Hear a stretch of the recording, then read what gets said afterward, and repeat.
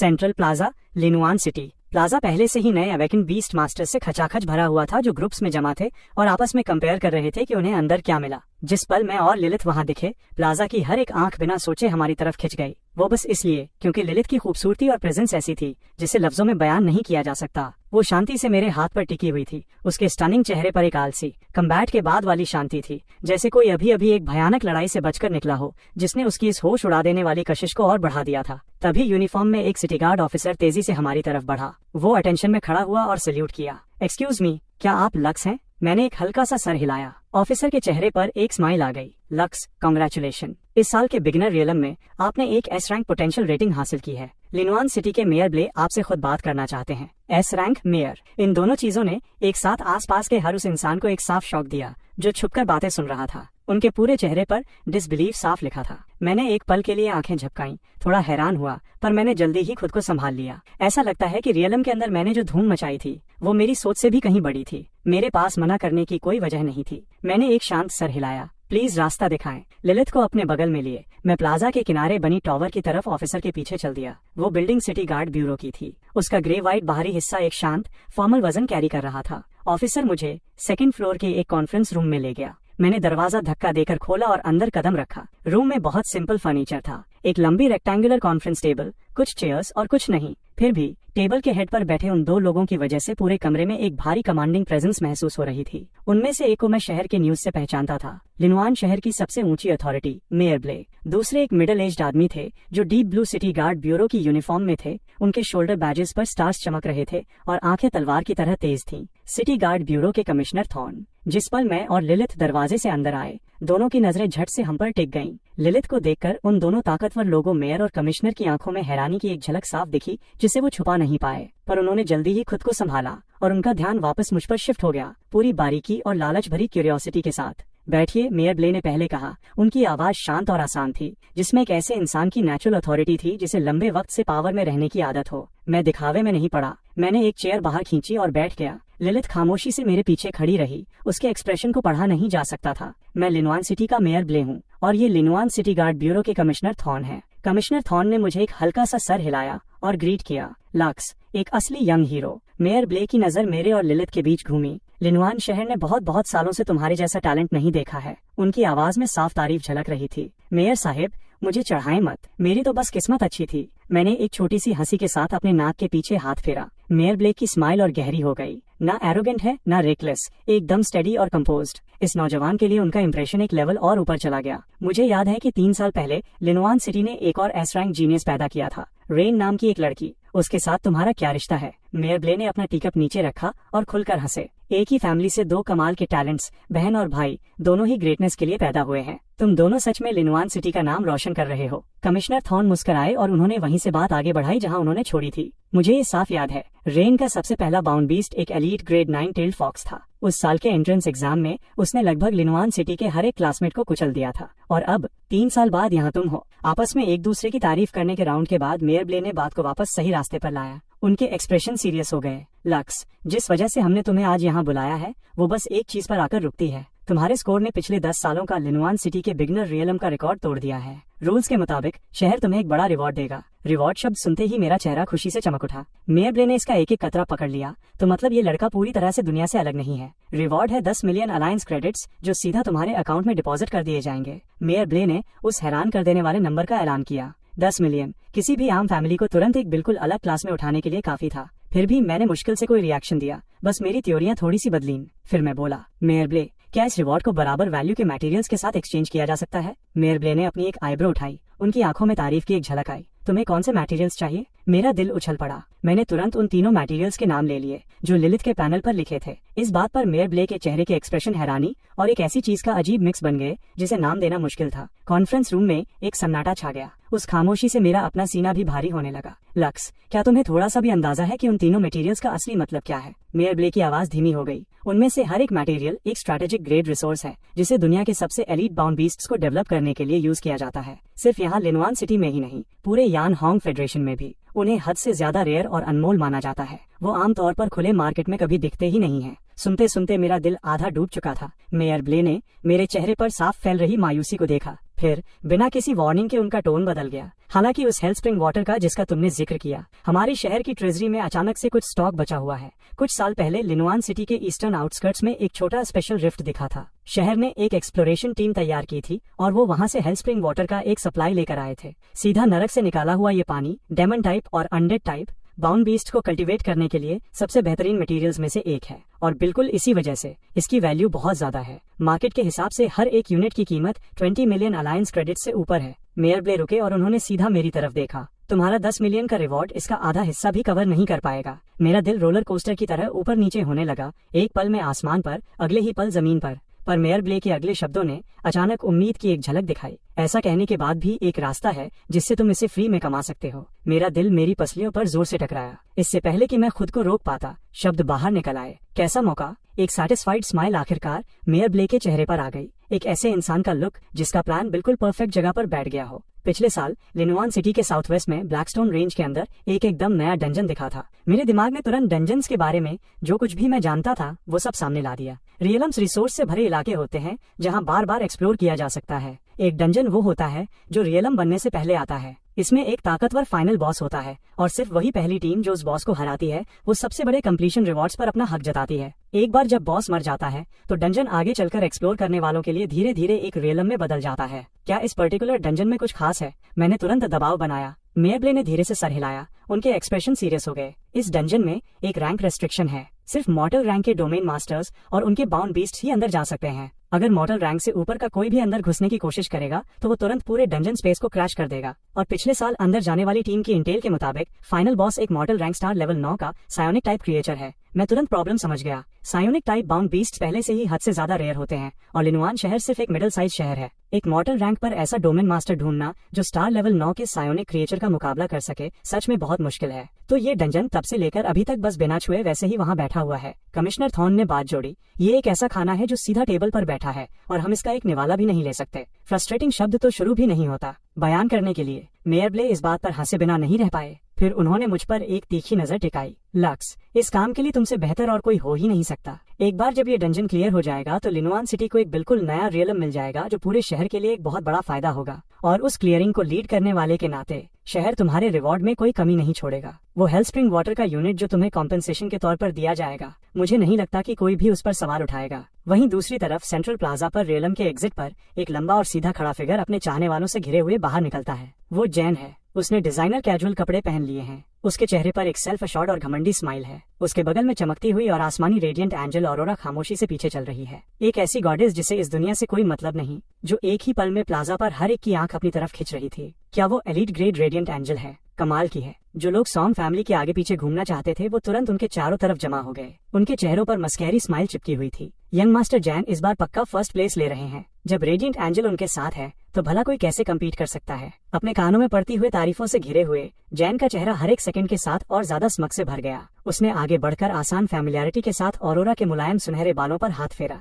एक बार जब मैं फर्स्ट प्लेस ले लूं तो मैं वापस आते हुए तुम्हारे लिए होली लाइट एसेंस लेकर आऊंगा। तुम्हें स्टार लेवल 6 तक ब्रेक थ्रू करने में मदद करूंगा। ऑरोरा ने अपनी नजर थोड़ी नीचे की। एक छोटी सी सेटिस्फाइड स्माइल उसके होठों पे आई। Thank you master. जैन का सीना गौरव से फूल गया। उसने रियलम के अंदर किए हुए एक ट्रेड के बारे में सोचा। अपनी जीत पक्की करने के लिए उसने 3 हद से ज्यादा रेयर ब्लड ब्लॉसम फ्लावर्स के बदले पूरे 3000 बोनस पॉइंट्स ट्रेड किए थे। उन 6000 पॉइंट्स में जोड़कर जो उसने खुद क्रिएचर्स का शिकार करके कमाए थे, उसका टोटल पहले ही 9300 पॉइंट्स के पार पहुंच चुका था। एक ऐसा स्कोर जो रिकॉर्ड पर पिछले हर एक एस रैंक टैलेंट को कुचल देता है। फर्स्ट प्लेस सिर्फ उसका है और किसी का नहीं। जब वो अभी भी उस ख्वाब में खोया हुआ था तभी पूरे प्लाजा पर एक धीमी घुर्राहट उठी। उसके सेंटर में लगी विशाल होलोग्राफिक स्क्रीन आखिरकार चमक उठी। भीड़ में मौजूद हर एक की सांस रुक गई। उनकी अनगिनत आंखें घूमते हुए लीडर बोर्ड पर टिक गईं। सब अपना नाम ढूंढ रहे थे। जैन की नजर सीधा सबसे ऊपर गई। आखिरकार स्क्रीन थोड़ी झिलमिलाई और टॉप 3 एंट्रीज डिस्प्ले पर फ्रीज हो गईं। Third place 3150 points potential rating B जोड़। सेकंड प्लेस जैन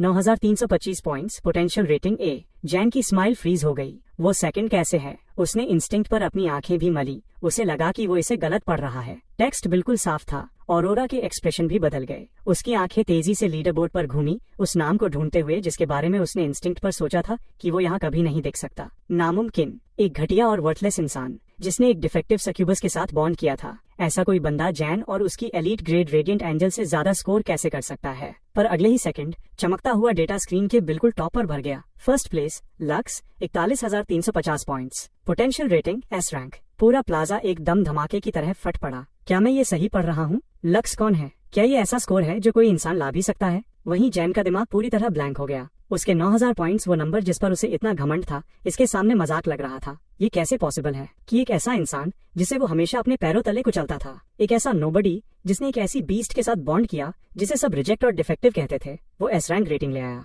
भड़कती हुई बेइज्जती और नफरत ने उसके दिमाग को जलाकर रख दिया। चीटिंग, वो शब्द जैन के गले से एक चीख की तरह बाहर निकला। उसने स्क्रीन के टॉप पर चमकते हुए नाम की तरफ अपनी कांपती हुई उंगली से इशारा किया। ये पक्का चीटिंग है, ये नामुमकिन है। एक सिटी गार्ड ऑफिसर आगे बढ़ा। प्लीज अपने शब्दों पर ध्यान दे। इस रियलम का एक एक डेटा सर्विलांस सेंटर और शहर के ऑफिशियल कॉन्ट्रैक्ट सिस्टम से वेरीफाई किया गया है। इसमें कोई भी गड़बड़ी नहीं है। रैंकिंग्स बिल्कुल सही और फाइनल है। ऑफिशियल वेरिफिकेशन ने जैन की उम्मीद की आखिरी किरण को भी बुझा दिया और उसके घमंड को पूरी तरह चूर चूर कर दिया। उसके आसपास की भीड़ के एक्सप्रेशंस बदल गए। साफ तरस के साथ साथ खुला मजाक दिख रहा था। जैन अब यहाँ एक सेकंड भी खड़ा नहीं रह सकता था। चलो, उसने ऑरोरा का हाथ पकड़ा और घूरती हुई आंखों के तूफान के बीच से भीड़ को धक्का देते हुए निकल गया। मैं कसम खाता हूँ कि एंट्रेंस एग्जाम के प्रैक्टिकल असेसमेंट में मैं तुम्हें अपने पैरों के नीचे मसल दूंगा। वो जहरीला ख्याल जैन के दिमाग में चिल्ला रहा था। ऑरोरा उसकी पकड़ के चलते पीछे लड़खड़ाती हुई चली गई। उसका चेहरा कागज की तरह सफेद हो चुका था। उसके दिमाग में एक ख्याल आया, एक ऐसा ख्याल जिसने उसकी रूह तक को कांप दिया और वो उसे पीछे नहीं ढेल पाई। क्या उसने उस वक्त जो फैसला लिया था वो असली में सही था? रात हो जाती है। सिर्फ तभी मैं और लिलिथ आखिरकार उस टावर से बाहर निकलते हैं। सेकंड फ्लोर के कॉन्फ्रेंस रूम में मेयर ब्ले और कमिश्नर थॉर्न एक दूसरे के बगल में खड़े हुए हम दोनों को एक साथ दूर जाते देख रहे थे। कमिश्नर थॉर्न ने अपनी नजर वापस खींची और उन्होंने ही पहली बार इस खामोशी को तोड़ा। मेयर, क्या आप सच में मानते हैं कि वो इसे पूरा कर पाएगा? मेयर ब्ले ने तुरंत जवाब नहीं दिया। एक लंबे पल के बाद वो धीरे से और शांति से बोले, क्या हमारे पास कोई और रास्ता बचा है? उस एक सवाल ने कमिश्नर थॉर्न के पास कहने के लिए कुछ नहीं छोड़ा। मेयर ब्ले मुड़े। उनके चेहरे पर एक जानती हुई स्माइल थी। क्या तुम भूल गए कि उसके बाउंड बीस्ट का ग्रेड क्या है? पूरे यान होंग फेडरेशन में लेजेंडरी ग्रेड। इतनी कम उम्र के किसी इंसान के लिए इंपीरियल कैपिटल के टॉप फैमिलीज के चुने हुए लोगों के बाहर एक लेजेंडरी ग्रेड बीस्ट का बॉन्ड पाना, भला ऐसे कितने लोग हो सकते हैं? और तुमने रियलम में उसकी परफॉर्मेंस को अपनी आंखों से देखा है। उस पर भरोसा रखो, वो लिनुआन सिटी का सबसे प्रॉमिसिंग इंसान है। जब तक मैं घर पहुंचता हूँ, शाम के 7 बजे से ज्यादा का वक्त हो चुका था। मैं मुश्किल से काउच पर बैठा ही था कि मेरे रिस्ट टर्मिनल पर घंटी बजी। स्क्रीन पर एक वीडियो कॉल की रिक्वेस्ट पॉपअप हुई। मैंने एक्सेप्ट पर क्लिक किया।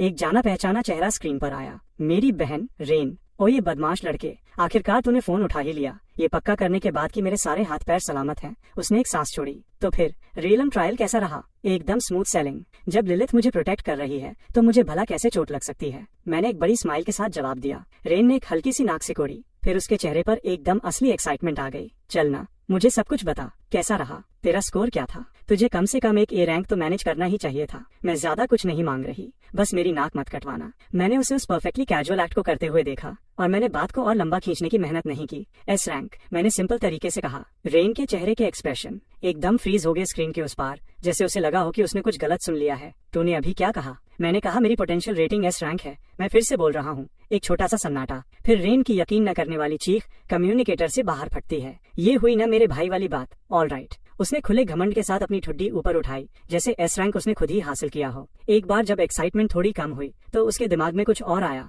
अच्छा सुन, लिलिथ का ग्रेड क्या है वैसे? तू पिछली बार मुझे नहीं बता पाया था, पर अगर उसने तेरी एस रैंक लाने में मदद की है तो उसका ग्रेड कम से कम एलीट तो होगा ही ना, राइट? एक्चुअली वो लेजेंडरी है। लेजेंडरी? रेन ने रिफ्लेक्स पर उसे रिपीट किया। फिर उस शब्द का असली मतलब दिमाग में बैठा। उसकी आंखें डिनर प्लेट्स जितनी बड़ी हो गईं। ये शौक पिछले वाले से कहीं ज्यादा बड़ा था। वो बिना एक शब्द बोले एक लंबे पल तक मुझे घूरती रही। आखिरकार एक अच्छे वक्त के बाद उसने एक लंबी सांस छोड़ी और एक ऐसी आवाज में कहा जो खुद तय नहीं कर पा रही थी कि उसे कैसा लग रहा है। तू एकदम नंबर 1 का लकी किस्मत वाला बंदा है। मैं बस मुस्कुरा दिया और कुछ नहीं बोला। फिर मैंने गियर बदला और उसे वो सब बताया जो मेयर ब्ले ने कहा था। जब तक मैंने बात खत्म की, रेन की स्माइल एक पल में गायब हो गई और उसकी जगह एक भारी साफ दिखने वाली चिंता ने ले ली। नहीं, ये बहुत डेंजरस है। वो एक स्टार लेवल 9 का क्रिएचर है और वो भी एक सायोनिक टाइप, सबसे घटिया किस्म का। तू अभी अभी एक बीस्ट मास्टर बना है, तो इस तरह का रिस्क लेने के बारे में सोच भी कैसे सकता है? पर मुझे वो हेलस्प्रिंग वाटर चाहिए। मैंने उसकी बात बीच में काट दी। मेरी आवाज एकदम स्टेडी और पक्की थी। रेन खामोश हो गई। वो अच्छे से जानती थी कि ऐसे मटेरियल की वैल्यू क्या होती है। वो समझती थी कि एक बाउंड बीस्ट की ग्रोथ के लिए इसका क्या मतलब है।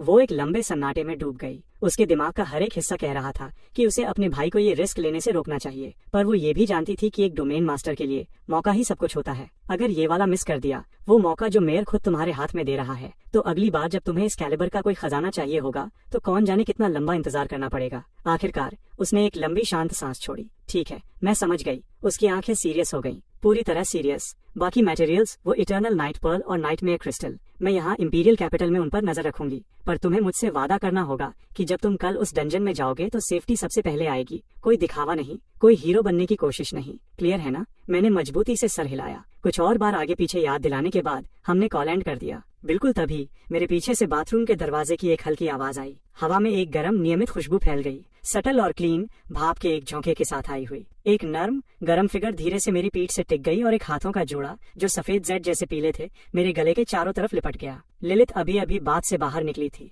वो ढीले तरीके से बस एक व्हाइट टॉवल में लिपटी हुई थी। उसने अपनी नाजुक ठुड्डी धीरे से मेरे शोल्डर पर रख दी। मास्टर, उसकी आवाज मुश्किल से एक विस्पर से ऊपर थी। लिलित के लिए आपने जो कुछ भी किया उस सब के लिए थैंक यू। रियलम के अंदर मौत की कगार तक लड़ना, उस मीटिंग रूम में मेरे लिए अपनी जगह पर टिके रहना, उसने ये सब देखा था। वो जानती है कि आप जो कुछ भी करते हैं वो उसके लिए है, उन रेयर मटेरियल्स को ढूंढने के लिए जो उसे और ज्यादा ताकतवर बनाएंगे। उस एहसास का वजन उसके सीने को एक ऐसी चीज से भर देता है जिसे वो लफ्जों में बयान नहीं कर सकती। एक ऐसी ग्रेटिट्यूड जो इतनी गहरी थी कि दर्द देती थी, और उसके नीचे कुछ बिटर स्वीट सा था। लिलिथ ने अपना चेहरा थोड़ा और पास दबाया। सच तो ये है कि बस आपसे मिल पाना, मास्टर, उस कर्स्ड सील से आखिरकार आजाद हो पाना। लिलिथ इसके लिए पहले से ही हद से ज्यादा शुक्रगुजार है। मैं और ताकतवर बनूं या ना बनूं, वो मेरे लिए मायने नहीं रखता। जब तक मैं इस तरह आपके साथ रह सकूं, आपकी हिफाजत कर सकूं, उतना ही काफी है। उसके शब्दों ने मेरे सीने में एक तेज झटका दिया। मैं उनमें एकदम असली सिंसियरिटी महसूस कर सकता था, और कुछ बहुत दर्दनाक हद तक छोटा, जैसे वो उससे कहीं कम मांग रही हो जितनी की वो हकदार है। मैंने आगे बढ़कर अपना हाथ धीरे से उसके हाथों पर रख दिया जहां वो मेरे सीने से टिके हुए थे। मेरी आवाज धीमी और शांत निकली। मैं ये सिर्फ तुम्हारे लिए नहीं कर रहा हूँ, मैं इसे अपने लिए भी कर रहा हूँ, ताकि हम दोनों इस तरह की दुनिया में सरवाइव कर सकें और आगे बढ़ सकें। सो इस पर ज्यादा सोचना बंद करो। अगली सुबह मैं और लिलिथ जाने के लिए तैयार हैं। अपार्टमेंट बिल्डिंग के नीचे एक होवर कार खामोशी से वेट कर रही थी। हम बैक सीट पर बैठ गए। होवर कार बिना किसी आवाज के स्टार्ट हुई और स्मूथली ट्रैफिक में शामिल हो गई। शहर के किनारे पर बनी ब्लैकस्टोन रेंज की तरफ बढ़ते हुए बाहर का नजारा ब्लर होकर पीछे छूटता गया, और जल्द ही व्यू में घूमती हुई काली चट्टानों के अलावा कुछ नहीं बचा। डंजन का एंट्रेंस एक भारी सिक्योरिटी वाली घाटी के अंदर सेट था, जिसे सिटी गार्ड ब्यूरो कंट्रोल करता था। एंट्रेंस की जगह हिल रही थी और ऐसे वॉप हो रही थी जैसे हिले हुए पानी की सरफेस हो। कमिश्नर थॉर्न पहले से ही हमारा वेट कर रहे थे। जब उन्होंने मुझे कार से बाहर निकलते देखा तो उनके माथे पर खिंची हुई त्योरियां बस थोड़ी सी ढीली हुई। कमिश्नर थॉर्न ने बातों में वक्त बर्बाद नहीं किया। वो डायरेक्टली आगे बढ़े, उस वॉपिंग गेटवे की तरफ गंभीरता से इशारा किया और डंजन के बारे में सबसे नई इंटेलिजेंस सामने रखने लगे।